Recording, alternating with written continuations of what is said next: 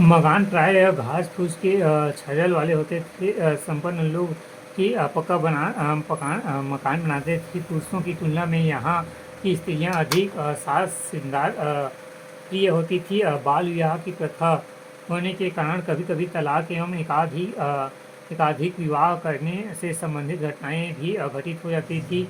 स्त्रियों में धार्मिकता अधिक थी। विश्राम और मनोरंजन के लिए विशेष पर्वों एवं कबड्डियों, कुश्ती, बैलों की दौड़ आदि के प्रयोजन किए जाते थे।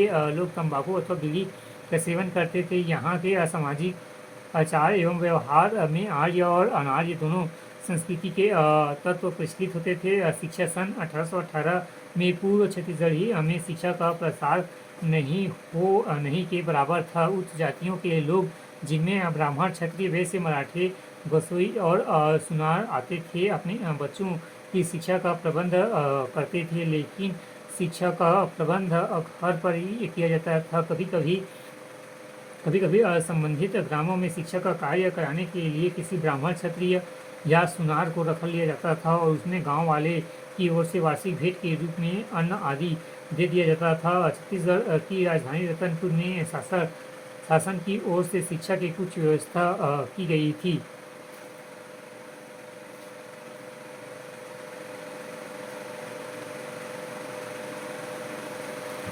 शिक्षा का माध्यम हिंदी मराठी भाषा थी। रतनपुर की तरह रायपुर में भी कुछ शालाएँ थीं, लेकिन आबादी की दृष्टि से ये शालाएँ पर्याप्त न थीं।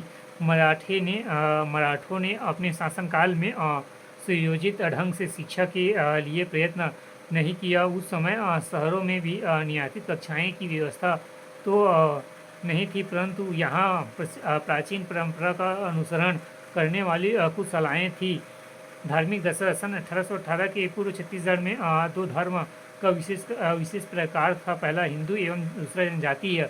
किंतु विच्छेद काल से परंपरा एक दूसरे के साथ इस प्रकार मिल गए थे कि उन्हें मध्य विभाजन रेखा खींचना मुश्किल था। गौड़ यहाँ के मूल निवासी थे। ये अपने को रावणवंशी मानते थे। ये बूढ़ा देव की पूजा करते थे।